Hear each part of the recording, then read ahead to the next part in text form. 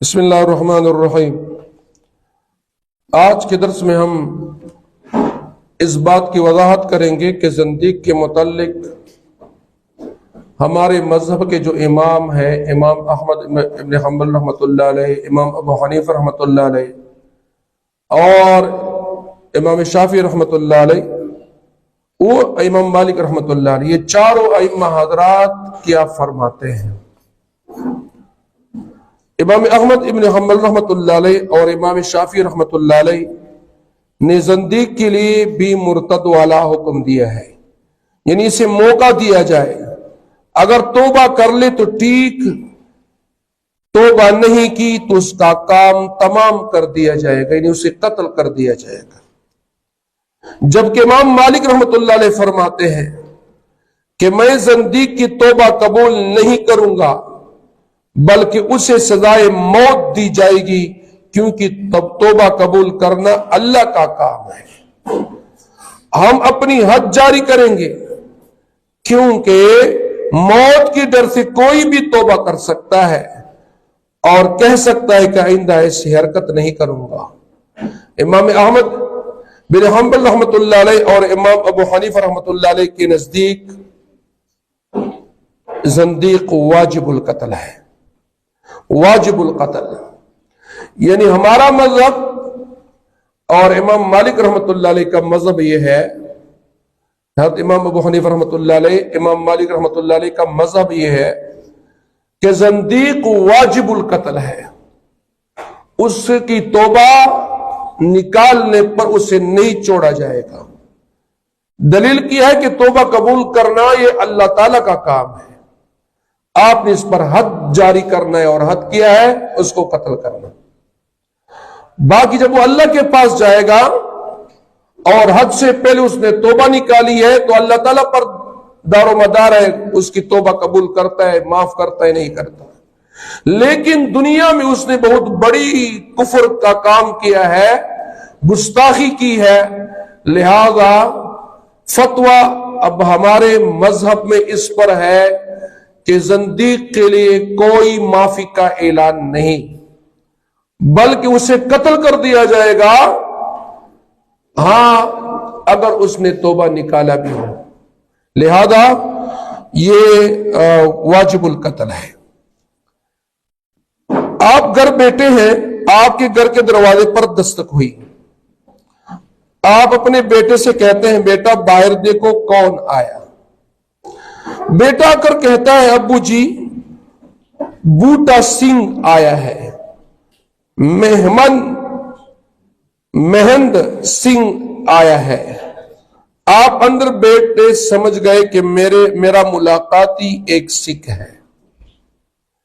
اگر بیٹا آ کر کہتا ہے ابو جی رام داس آیا ہے، ہندو کا نام ہے نا رام داس، پریم چندر آیا ہے، آپ اندر بیٹھ گئے اور سمجھ گئے کہ میرا ملاقاتی ایک ہندو ہے، اس طرح نام ہندو کے ہوتے ہیں۔ اگر آپ کا بیٹا ذکر کرتا ہے ابو جی محمد حسین قریشی آیا ہے، احمد علی عباسی آیا ہے، آپ اندر سمجھ گئے کہ میرا ملاقاتی ایک مسلمان ہے۔ آپ جذبہ اشتیاق سے اٹھتے ہیں کہ میرا ایک مسلمان بھائی مجھ سے ملنے کے لیے آیا ہے۔ جب آپ باہر جاتے ہیں تو آپ حیرت زدہ رہ جاتے ہیں کہ آپ کے سامنے ایک قادیانی ملعون کھڑا ہے۔ پہلے تین صورتوں میں آپ مختلف کافروں کو ان کے ناموں سے پہچان گئے، لیکن جب قادیانی کافر آیا تو وہ آپ کو دھوکہ دے گیا، کیونکہ اس کافر نے اپنا نام مسلمان جیسا رکھا ہوا ہے۔ یہ آپ کو سمجھانا چاہتا ہے کہ آپ گھر بیٹھے ہیں نا، آپ کے دروازے پر دستک ہوئی اور آپ نے بیٹے سے کہا بھائی بیٹا جاؤ دیکھو دروازے پہ کون آیا ہے۔ بیٹے نے جا کر دروازہ کھولا اور دیکھا تو وہاں پہ ایک سکھ کھڑا تھا۔ تو بیٹے نے نام پوچھا، اس نے کہا کہ میرا نام بوٹا سنگھ ہے۔ وہ باپ کے پاس آیا کہ باہر بوٹا سنگھ کھڑا ہے، تو فوراً باپ نے پہچان لیا کہ میرا ملاقات کون ہے؟ سکھ ہے. اپنا تعارف مسلمان کے نام سے نہیں کیا، سکھ کے نام سے کیا، تو آپ پہچان گئے کیا ہے؟ سکھ ہے. پھر دستک ہوئی، مثال کے طور پر بیٹا پھر گیا، دروازہ کھولا تو وہاں پر رام داس کھڑا ہے یا رام چندر کھڑا ہے. بیٹے نے نام پوچھا، اس نے کہا میں رام چندر ہوں. بیٹے نے باپ کو بتایا کہ باہر رام چندر کھڑا ہے، رام داس کھڑا ہے. آپ نے فوراً پہچان لیا کہ میرا ملاقات کیا ہے؟ ہندو ہے، اس لیے کہ اس نے مسلمان کا نام استعمال نہیں کیا. لیکن اگر باہر بیٹے نے جا کر دیکھا ایک شخص کھڑا ہے، اس سے پوچھا آپ کا نام کیا؟ اس نے کہا میرا نام ہے محمد حسین قریشی. آپ نے سمجھا کہ میرا ملاقاتی کون آیا؟ مسلمان، کیونکہ نام مسلمانوں والا ہے. لیکن جب آپ نے دروازہ کھولا اور آپ وہاں چلے گئے ملاقات کرنے کے لیے، دیکھنے کے لیے، تو وہاں قادیانی ملعون کھڑا تھا. تو اس خبیث نے آپ کو دھوکہ دیا. دھوکہ دیا کہ نہیں دیا؟ کہ ہے کافر، اور نام کس کا استعمال کیا؟ مسلمانوں والا. لہذا مطلق کافر کا حکم علیحدہ ہے. کیوں؟ اس لیے کہ وہ اپنے آپ کو ہندو کہتا ہے، سکھ کہتا ہے، عیسائی کہتا ہے، یہودی کہتا ہے، لیکن یہ خبیث اپنے آپ کو مسلمان کہتا ہے، اپنے کفر کو اسلام کہتا ہے. تو وہ مسلمانوں کو دھوکہ دیتے ہیں، مسلمانوں کو دھوکہ دیتے ہیں، اور مسلمانوں کو دھوکہ دیتے ہیں، اور اس کہ ہم مسلمان اللہ کہ وہ مسلمان نہیں ہوتا، وہ کافر ہوتا ہے، اس لیے نام مسلمانوں والا رکھا ہے. تو قادیانی یہ اس وجہ سے زندیق ہیں کہ ہیں کافر اور نام مسلمانوں والے استعمال کرتے ہیں کفر کے ماننے والے اور کافر کے ماننے والے، اور اپنے اس کفر کو اسلام کہتا ہے. اس وجہ سے قادیانی وہ ملعون، وہ زندیق ہے. آپ کسی عیسائی سے پوچھیں تیرا مذہب کا کیا نام ہے، وہ فوراً کہے گا میرے مذہب کا نام عیسائیت ہے. آپ کسی ہندو سے پوچھیں تیرے مذہب کا کیا نام ہے، ہندو فوراً کہے گا ہندو مت. آپ کسی سکھ سے سوال کر رہے ہیں تیرا مذہب کا نام کیا ہے، وہ فوراً کہے گا سکھ مت. آپ کسی قادیانی کافر سے پوچھے تیرے مذہب کا کیا نام ہے، وہ فوراً کہے گا اسلام. نعوذ باللہ. یعنی وہ کفر کو، کفریات کو، لغویات کو، بکواسات کو اسلام کا نام دے گا. اور جو کفر کو اسلام کا نام دے وہ صرف کافر نہیں ہوتا بلکہ زندیق ہوتا ہے. بہت برا کفر ہے ان کا. دنیا کا کوئی کافر اپنے مذہب کو اسلام نہیں کہتا. نہ ہندو اپنے مذہب کو اسلام کہتا ہے، نہ عیسائی اپنے مذہب کو اسلام کہتا ہے، نہ یہودی اپنے مذہب کو اسلام کہتا ہے، نہ سکھ اپنے مذہب کو اسلام کہتا ہے، نہ بدھ مت والے اپنے مذہب کو اسلام کہتا ہے. لیکن جبکہ قادیانی دنیا کا واحد کافر ہے جو اپنے کفر کو اسلام کہتا ہے. آپ کسی عیسائی سے سوال کریں تیری کتاب کا کیا نام ہے، وہ کہے گا انجیل. آپ کسی ہندو سے سوال کریں تیری کتاب، مذہبی کتاب کا کیا نام ہے، وہ کہے گا وید. آپ کسی سکھ سے پوچھے تیری مذہب کی کتاب کا کیا نام ہے، وہ جواباً کہے گا گرنتھ. آپ کسی قادیانی کافر سے پوچھے تیری مذہبی کتاب کا کیا نام ہے، وہ فوراً کہے گا قرآن مجید.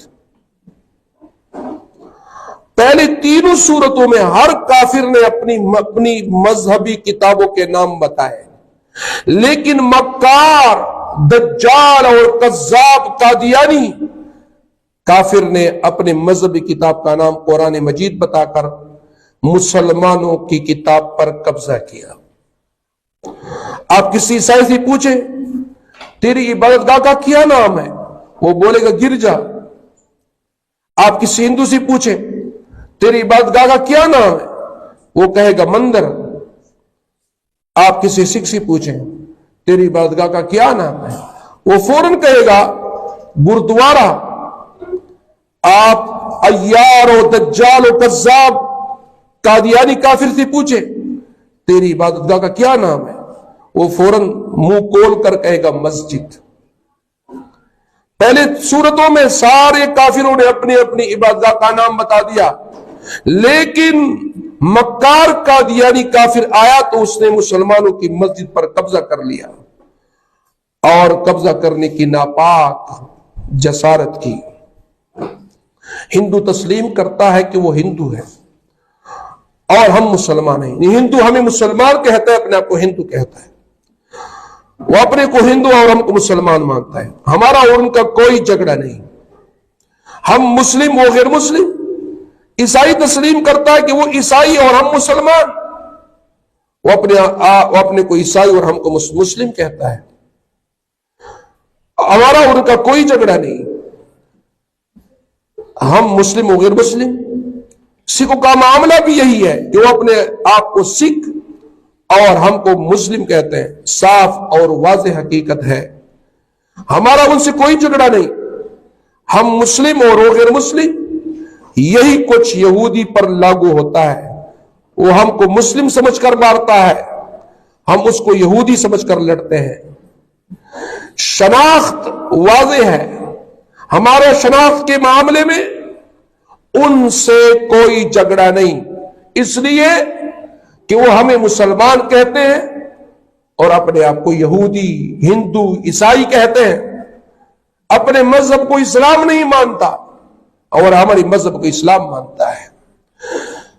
لیکن قادیانی اپنے آپ کو مسلم اور ہم کو غیر مسلم کہتا ہے، لہذا ہم اگر ان کو مسلم مانے تو ہمیں اپنے آپ کو غیر مسلم ماننا پڑے گا۔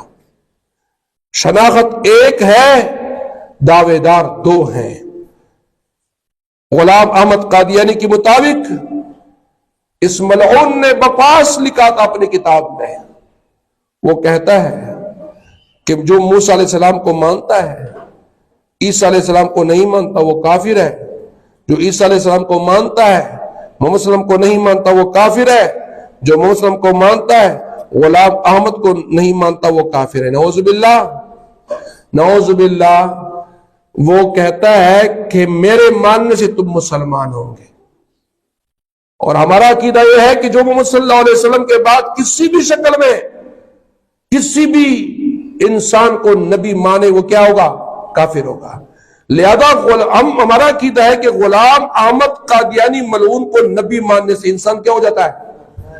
مسلمان کیا ہو جاتا ہے؟ کافر ہو جاتا ہے۔ لہذا قادیانیوں کے نزدیک ہم کافر، لیکن ہمارے نزدیک قادیانی کیا ہے؟